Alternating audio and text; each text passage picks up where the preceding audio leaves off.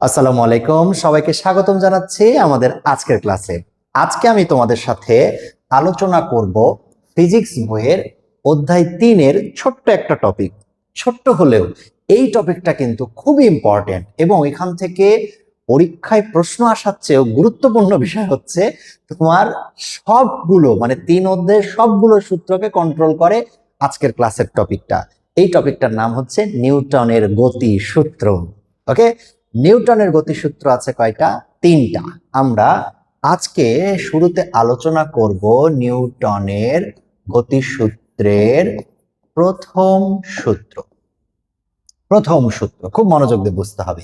আমরা সবাই একটা বিষয় জানি যে প্রত্যেকটা বস্তু যেভাবে আছে সে সেভাবেই থাকতে চায়। অর্থাৎ স্থির বস্তু স্থির থাকতে চায়, গতিশীল বস্তু গতিশীল থাকতে চায়। আই হোপ তোমরা সবাই জড়তার এই কনসেপ্টটা জানো। স্থির বস্তু স্থির থাকতে চাওয়াটাকে বলে স্থিতি জড়তা, গতিশীল বস্তুর গতিশীল থাকতে চাওয়াটাকে বলে কি? গতি জড়তা, তাই না? এবং এই যে সম্পূর্ণ ব্যাপারটা যে যেভাবে আছে সে সেভাবেই থাকতে চায়, তার এই একই রকম থাকতে চাওয়ার প্রবণতার নাম হচ্ছে জড়তা বা ইনারশিয়া। তার পাশাপাশি কিন্তু আমরা এই জিনিসটাও সবাই জানি যে একটা বস্তু স্থির আছে তাকে গতিশীল করতে হবে, বল প্রয়োগ করা লাগবে। একটা বস্তু গতিশীল আছে তাকে স্থির করতে হবে, বল প্রয়োগ করা লাগবে। অর্থাৎ বলের প্রভাবে বা যার প্রভাবে স্থির বস্তু গতিশীল হয়, গতিশীল বস্তু স্থির হয়, তাকেই বল বলে, তাই কিনা? তাকেই কি বলে? বল বলে।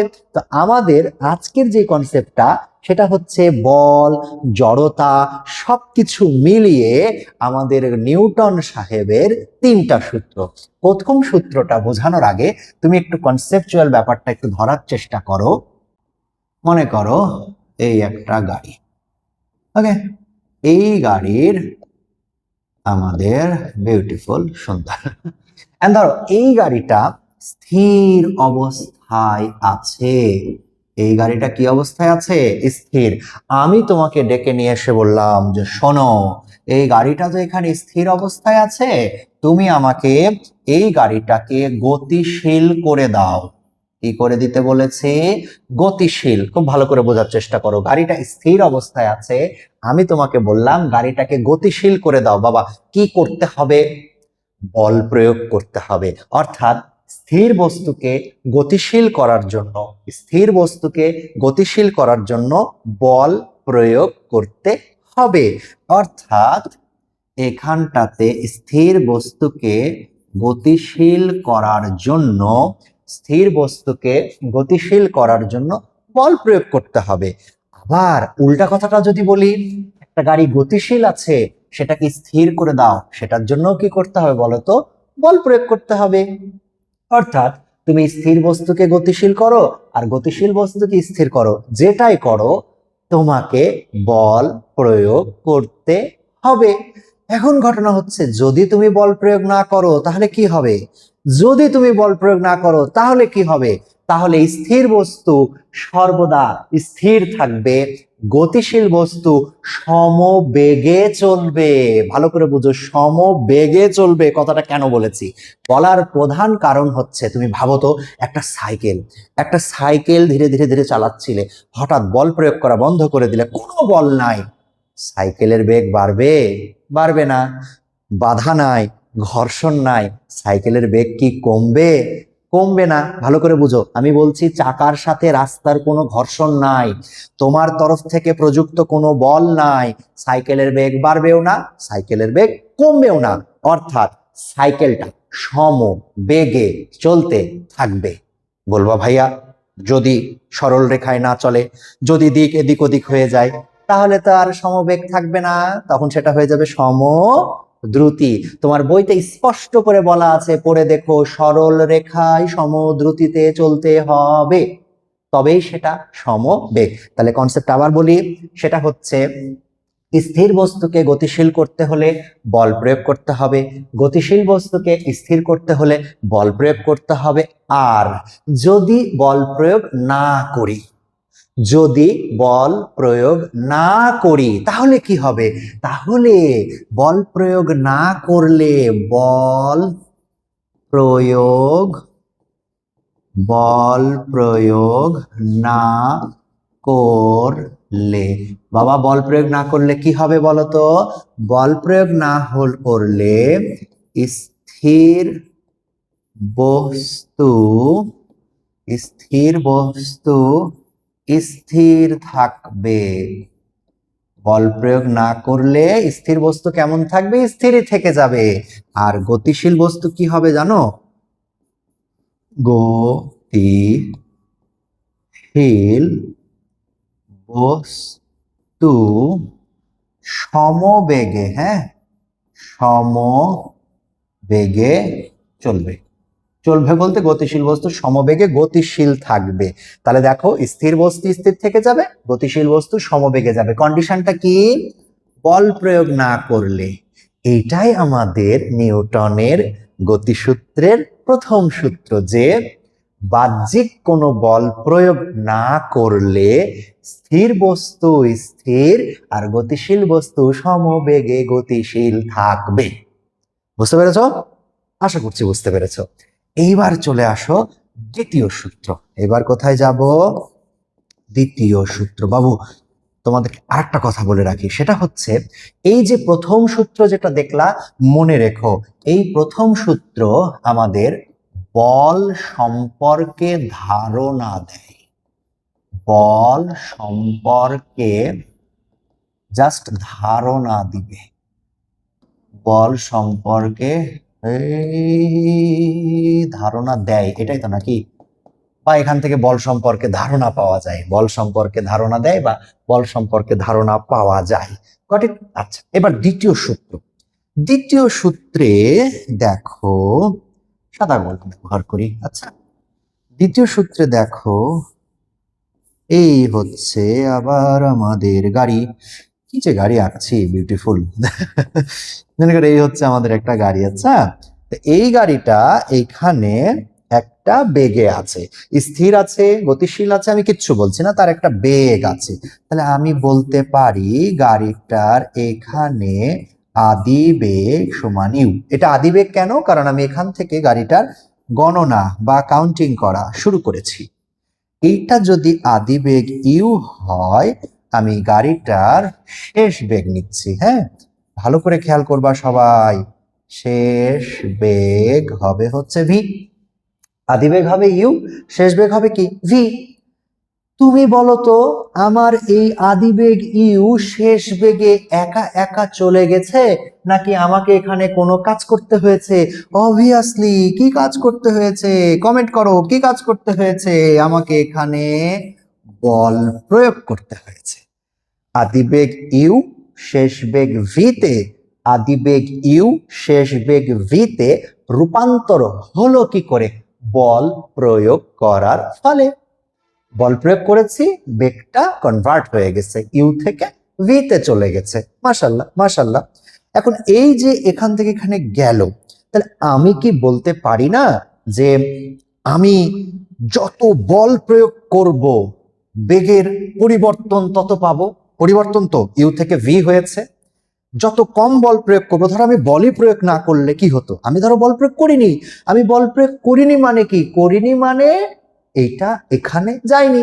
বল প্রয়োগ করেছি মানে এইটা এখানে গেছে। সেটা মান যে কিছু হতে পারে, আদিবেগের মান যেটাই হোক হতে পারে। এখন ভালো করে বুঝো, এখন যদি আমি বলি যে এখানে বেগের পরিবর্তন কতখানি, বেগ পরিবর্তন কতখানি, তাহলে কি করবা? শেষ বেগ মাইনাস আদি বেগ। বেগের পরিবর্তন কতখানি? শেষ বেগ মাইনাস আদি বেগ। আচ্ছা, এখন যদি বলি বেগ পরিবর্তনের হার, খুব মনোযোগ, বেগ পরিবর্তনের হার কি হবে? V minus U divided by T. V minus U divided by T. বাবা ভালো করে দেখার চেষ্টা করো, বেগ ছিল ইউ, হয়ে গেল ভি। বেগের পরিবর্তন কতখানি? ভি মাইনাস ইউ পরিমাণ। বেগের পরিবর্তন হয়েছে, সেটাকে সময় দিয়ে ভাগ করলে বেগ পরিবর্তনের হার পাওয়া যায়। তোমাদের নিশ্চয়ই মনে আছে বেগ পরিবর্তনের হারকে ত্বরণ বলা হয়। মনে আছে না নাই? বেগ পরিবর্তনের হারকে কি বলা হয়? ত্বরণ বলা হয়। তাহলে এইটা হচ্ছে বেগ পরিবর্তনের হার, v minus U divided by T. এখন আমি কিন্তু বারবার একটা কথা বলছি, এই যে পুরো ঘটনাটা ঘটলো, বেগের যে পরিবর্তন হলো, বেগ পরিবর্তনের হার যেটা পাওয়া গেল, সবকিছুর মূলে কিন্তু আছে এই যে ইনি ইনি ইনি, বল বল বল বল বল, বল প্রয়োগ করছি দেখেই ঘটনাটা ঘটছে। এখন আমি যদি তোমাকে এইভাবে বলি যে আচ্ছা ভাইয়া, এই বস্তুটার, এই গাড়িটার মনে করো একটা ভর আছে, ম্যাস আছে এম, ভর আছে কত? এম। আমরা সবাই কিন্তু এটা জানি, ভর এবং বেগের গুণফলকে কি বলে? ভরবেগ। তাহলে আমি যদি এখন বলি যে এখানে আদি ভরবেগ, আদি ভরবেগ, আমি যদি বলি এখানে আদি ভরবেগ সমান সমান এম ইউ, আমার কি ভুল হবে বলা? বাবু দেখো তো, আমার আদিবেগ হচ্ছে ইউ আর ভরবেগ হচ্ছে কি? M U. তাহলে দেখো এবার শেষ ভরবেগ, শেষ ভরবেগ কি হবে? M V. আদি ভরবেগ হচ্ছে এম ইউ, শেষ ভরবেগ হচ্ছে কি? M V. একই সিস্টেমে আগাচ্ছি, তাহলে ভর বেগের পরিবর্তন কি হবে? ভর বেগের পরিবর্তন কি হবে? ভর বেগের পরিবর্তন সমান কি হবে বলো? কি হবে? M V minus M U, M V minus M U. তাহলে এখন যদি আমি বলি ভরবেগের পরিবর্তনের হার কত হবে, তাহলে তুমি কি করবে? ভর বেগের পরিবর্তনের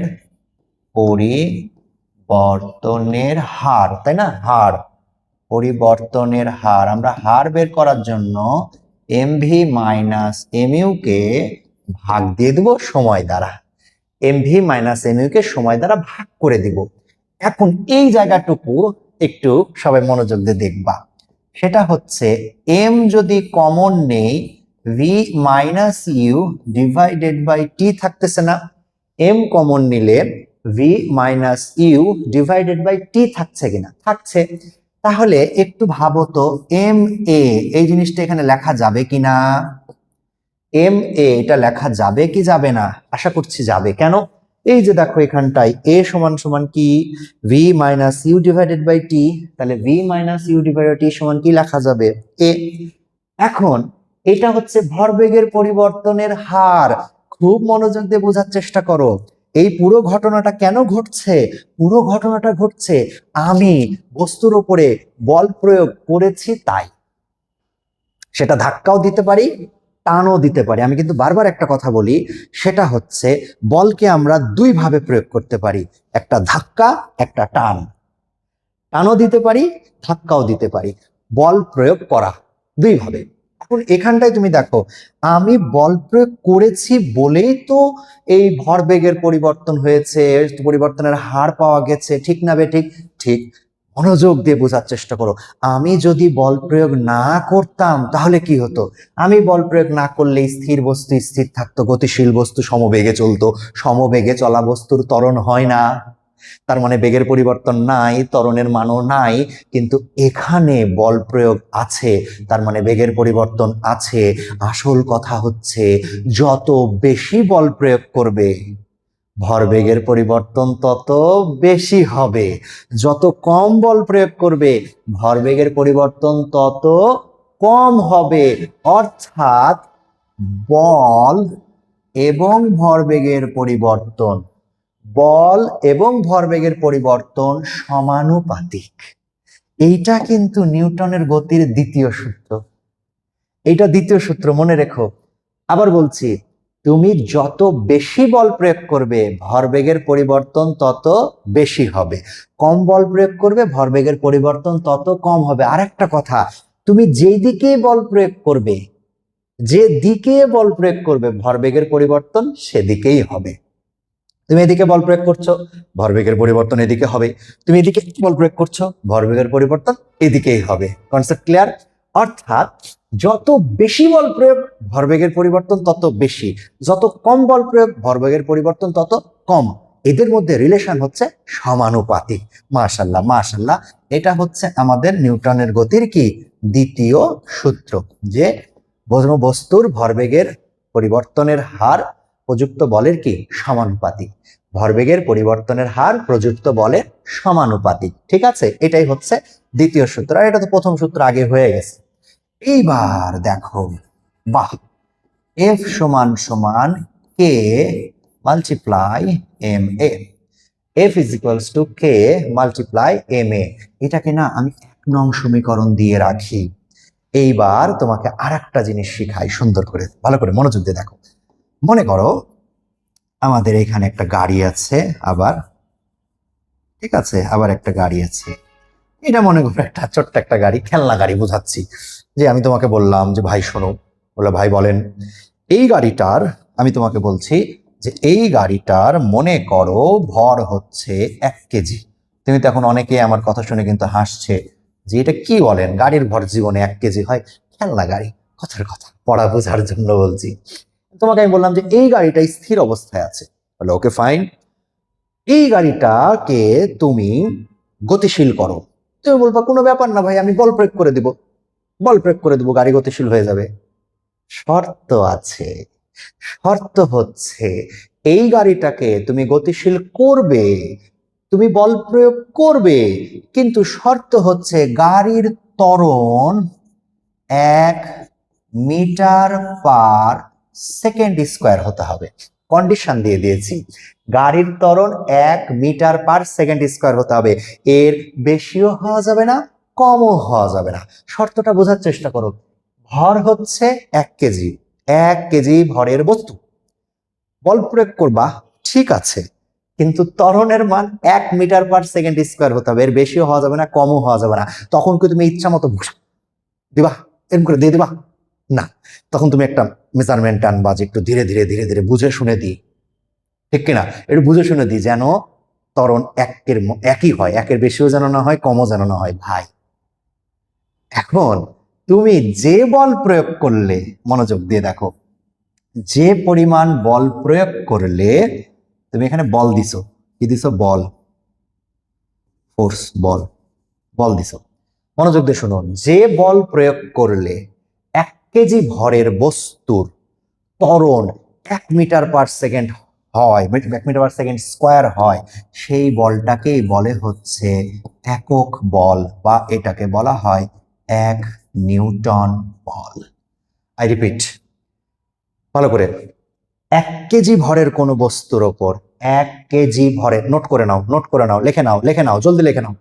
1 কেজি ভরের কোনো বস্তুর ওপর, 1 কেজি ভরের কোনো বস্তুর ওপর যে পরিমাণ বল প্রয়োগ করলে, যে পরিমাণ বল প্রয়োগ করলে বস্তুটার ত্বরণ 1 মিটার/সেকেন্ড স্কয়ার হয়, তাকেই একক বল বলে, বা 1 নিউটন বল বলে।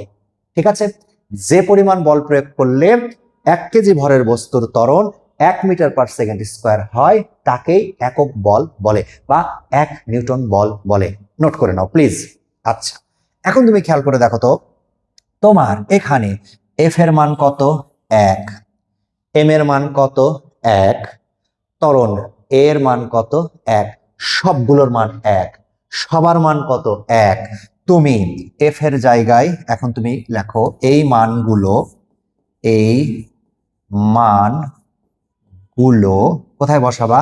1 নং এ, 1 নং এ বসিয়ে এই মানগুলো নিয়ে যে তুমি এখন 1 নং এ বসাই দাও। ফাইন, বসাই দাও। তাহলে এফ এর মান কত? 1 নিউটন, বসালাম 1 নিউটন সমান সমান, কে তো কে এর জায়গায় থাকবে, কে থেকে গেল।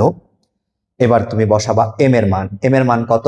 1 কেজি, 1 কেজি মাল্টিপ্লাই, এবার তুমি বসাবা হচ্ছে এ এর মান, ত্বরণ, ত্বরণের মান কত? 1 মিটার/সেকেন্ড স্কয়ার। ভাই সবগুলা গুণ করলে তুমি শেষে যে পাবা K is equals to 1। Mind it, K এর কোনো একক হবে না। কেন হবে না সেটাও বলে দিচ্ছি। কেজি মিটার/সেকেন্ড স্কয়ার, এটাও যা, 1 নিউটন, নিউটনও তা, দুই পাশের একক সিমিলার, সো এখানে কে এর কোনো একক থাকবে না। ওকে, তো কে সমান সমান কত আসলো? 1। ভাই কে সমান সমান 1 হলে কে সমান সমান যদি 1 হয় অর্থাৎ কে ইজ ইকুয়ালস টু 1 হলে 1 নং হতে পাই, 1 নং হতে পাই। কে সমান সমান 1 হলে 1 নং হতে পাই। চলো দেখি কি পাওয়া যায়। এই যে এফ ইজ ইকুয়াল টু সাদা, আবার সাদা সাদা সাদা আরো সাদা, F is equals to K into M A, right? So K is equals to কত? 1। কে সমান সমান কত? 1। তাহলে কে এর জায়গায় বসবে কত? 1। তাহলে কে এর জায়গায় যদি 1 বসে তাহলে এফ সমান সমান 1 মাল্টিপ্লাই এম এ। অতএব এফ সমান সমান মা এফ সমান সমান এম এ, এফ সমান সমান এম এ, এফ সমান সমান এম এ। এটা আমাদের বল পরিমাপ করে দিবে। F is equal to M A, এই সূত্র দিয়ে আমরা বল পরিমাপ করতে পারবো। এটা তো নিউটনের গতির দ্বিতীয় সূত্র, এটা দ্বিতীয় সূত্রের প্রমাণ, যে দ্বিতীয় সূত্র থেকে প্রমাণ করলাম F is equal to M এ।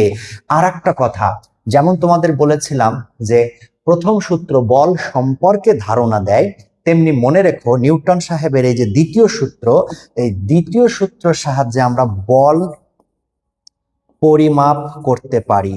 বল পরিমাপ করতে পারি, এই সূত্র ব্যবহার করে আমরা বল পরিমাপ করতে পারি, বুঝছো? তো এটা আশা করছি আর কারো কোনো সমস্যা হওয়ার কথা না। বাই দ্য ওয়ে আমি তোমাদের আরেকটু পড়াই দেই, সেটা হচ্ছে এফ সমান সমান এম এ, তো তাহলে এর একক কি হবে? এর একক হবে KG metre per second square, right? পাশাপাশি এটাও মনে রেখো এর আরেকটা মিষ্টি একক আছে, সেটা হচ্ছে নিউটন। ওকে, নিউটন, 1 নিউটন সমান সমান, আর একটু সহজ করে দিই তোমাদের জন্য, থামো। এর একক KG metre per second square, এটা মনে রেখো যে 1 নিউটন সমান সমান 1 কেজি মিটার পার সেকেন্ড। আশা করছি আর ভুল হবে না। 1 নিউটন সমান সমান কি 1 KG metre per second square. By the way এর একটা মাত্রা আছে, মাত্রাটাও মনে রেখো। কেজির জায়গায় হবে কি এম, যেহেতু ভর, এম এর জায়গায় হবে কি এল, যেহেতু লেন্থ, আর এস টু দি পাওয়ার -2 এই জায়গাটা হবে টি টু দি পাওয়ার -2। এগুলো কিন্তু এক অধ্যায়ে শেখানোর কথা। তাহলে একটু ভালো করে দেখো তো, এই বোর্ডে যা কিছু দেখা যাচ্ছে প্রথম এবং দ্বিতীয় সূত্র সম্পূর্ণটা পরিষ্কারভাবে বুঝেছো কিনা? যদি বুঝে থাকো কমেন্ট করো, যদি সমস্যা থাকে তাহলেও কমেন্ট করো। আচ্ছা, এইবার আমরা এখানে তো আমরা পড়লাম হচ্ছে এই 1 এবং 2, তাই তো? এখন একটা কাজ করি, আসো এই 2 নংটাকে ব্যবহার করে 1 নংটা প্রমাণ করব যে কি ঘটনা, বা 1 ও 2 এর মধ্যে সম্পর্ক। এখন আমাদের কাজ হচ্ছে প্রথম ও দ্বিতীয় সূত্রের মধ্যে আমরা একটা সম্পর্ক বিল্ড আপ করার চেষ্টা করব। Okay fine, let's go. তাহলে দেখো তো, আমাদের সূত্র ছিল এফ সমান সমান এম এ, এফ সমান সমান এম এ, তাই না? আচ্ছা বাহ, এফ সমান সমান M into V minus Q divided by কি টি। মারহাবা, এটা আমরা পারবো, কোনো সন্দেহ নাই। এখন তুমি এটা ব্র্যাকেটও রাখতে পারো, নাও রাখতে পারো। এখন এটাকে তুমি 1 নং দাও। এবার ভাবো তো, প্রথম সূত্রে কি বলা হয়েছে? বল প্রয়োগ না করলে, অর্থাৎ এটাকে আমরা এভাবেও বলতে পারি বাহ্যিক বল প্রয়োগ না করলে। বইতে এই শব্দটা আছে, বাহ্যিক বল প্রয়োগ না করলে, মানে বাইরে থেকে বল প্রয়োগ না করলে। স্থির বস্তু স্থির, গতিশীল বস্তু সমবেগে চলবে। ব্রেক করবা না, গাড়ি চলতেই থাকবে চলতেই থাকবে। একটা ফুটবলে কিক মারবা না, ফুটবল ওখানেই থেকে যাবে অনন্তকাল। অর্থাৎ বল প্রয়োগ করলে বস্তুর জড়তার পরিবর্তন হয়, আর বল না প্রয়োগ করলে কিছুই হয় না। তাহলে এইখানে একটা কন্ডিশন আছে বাবু, ভালো করে দেখতো কন্ডিশনটা কি। কন্ডিশনটা হচ্ছে বাহ্যিক বল প্রয়োগ না করলে, বাহ্যিক বল প্রয়োগ না করলে, বাহ্যিক বল প্রয়োগ না করলে। এটা কোন সূত্র থেকে আমদানি করতেছি? প্রথম সূত্র থেকে। প্রথম সূত্রের কন্ডিশন কি? বাহ্যিক বল প্রয়োগ না করলে, বাহ্যিক বল প্রয়োগ না করলে, বাহ্যিক বল প্রয়োগ না করলে। এর মানে কি? এর মানে এফ এর মান 0 হলে, এফ এর মান 0 হলে। তাহলে আমি এখন কি বলবো? বাহ্যিক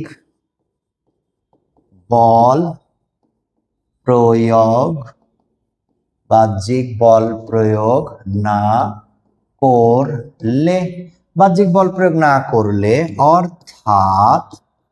অর্থাৎ এফ সমান সমান 0 নিউটন হলে। এফ এর মান শূন্য হলে 1 নং সমীকরণে কি পাবেন ভালো করে বুঝেন। কিন্তু এই যে এইটা লিখেছি, ভাইয়া যে এটা লিখলো, এটা কেন লিখলো? এটা ভাইয়া মন গড়া কথা লিখেছে না, ভাইয়া এটা লিখেছে প্রধান কারণ হচ্ছে এটা আমাদের নিউটনের প্রথম সূত্র থেকে নিয়ে এসেছে, যে বাইরে থেকে কোনো বল প্রয়োগ করা না হলে, তাহলে বাহ্যিক বল প্রয়োগ করা না হলে, অর্থাৎ এফ এর মান শূন্য, মনোযোগ দিয়ে বোঝার চেষ্টা করেন আপনারা সবাই। এফ এর মান শূন্য সমান সমান M into V minus U divided by T. একটু ভালো করে দেখো দেখি কাণ্ড। M into V minus U সমান সমান শূন্য লেখা যায় কিনা? যায়। বাহ, ভি মাইনাস ইউ সমান সমান কত? শূন্য। অতএব ভি সমান সমান কি হলো? ইউ। হোয়াট ডাজ ইট মিন? এটার অর্থ কি বলো? ভি সমান সমান ইউ, এটার অর্থ কি?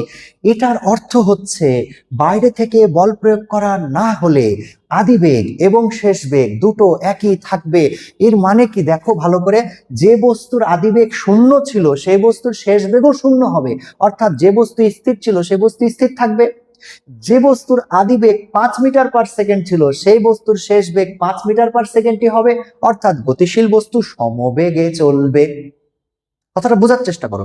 বাইরে থেকে বল প্রয়োগ না করলে, বাইরে থেকে বল প্রয়োগ না করলে স্থির বস্তু স্থিরই থাকবে, গতিশীল বস্তু সমবেগে চলবে। একটু বোঝার চেষ্টা করো প্লিজ। বিষয়টা হচ্ছে এরকম, আমি বাইরে থেকে কোনো বল প্রয়োগ করব না, যদি বল প্রয়োগ না করি তাহলে বলের মান কত? শূন্য। এতে কি হবে? আদিবেগ আর শেষ বেগ সেম হবে, অর্থাৎ যার আদিবেগ শূন্য তার শেষ বেগও হবে শূন্য, যার আদিবেগ 5 তার শেষ বেগও হবে কত? 5। এইটা হচ্ছে ওনার প্রথম সূত্র। কার? নিউটনের প্রথম সূত্র। এটা হচ্ছে নিউটনের প্রথম সূত্র, সরি, এটা হবে নিউটনের প্রথম সূত্র। এই প্রথম সূত্রটাকে আমি কোথা থেকে আমদানি করেছি? দ্বিতীয় সূত্র থেকে। এটাও একটা সংক্ষিপ্ত প্রশ্ন, 2 মার্কের। ভালো করে, এখানে আমরা অলরেডি এই পাশে 2 মার্কের একটা কোশ্চেন কমপ্লিট করলাম, এই পাশে একটা 2 মার্কের কোশ্চেন কমপ্লিট করলাম। আই হোপ ধরতে পেরেছো। এইবার আমরা পড়বো নিউটনের তৃতীয় সূত্র।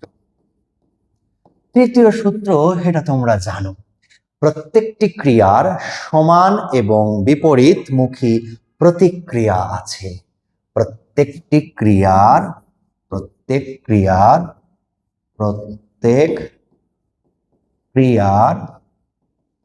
সমান এবং বিপরীতমুখী, সমান এবং বিপরীতমুখী কি আছে?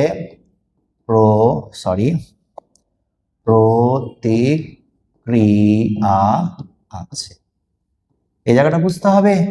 প্রত্যেকটা ক্রিয়ার সমান এবং বিপরীতমুখী প্রতিক্রিয়া আছে, মানে হচ্ছে এফ, ভালো করে দেখো, F1 আর F2 সমান, সমস্যা নাই, সমান, কিন্তু বিপরীতমুখী মাইনাস।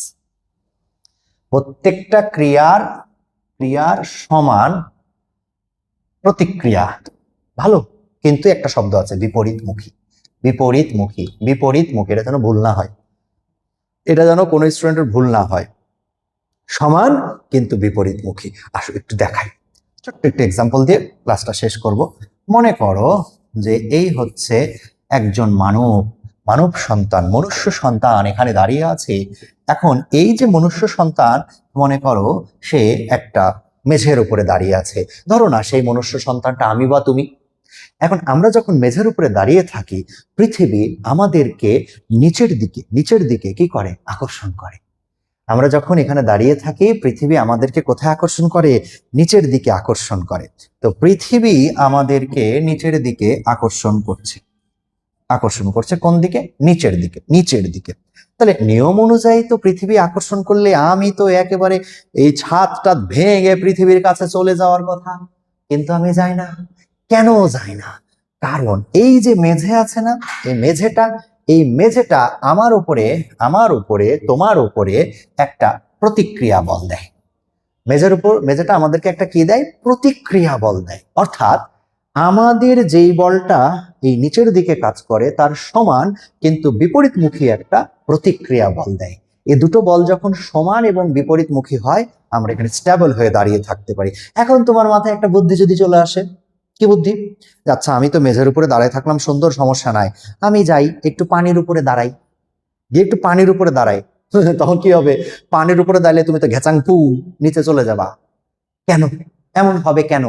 কারণ পানির প্রতিক্রিয়া বল তোমার নিম্নমুখী যে ক্রিয়াশীল বল থাকে তার সমান নয়।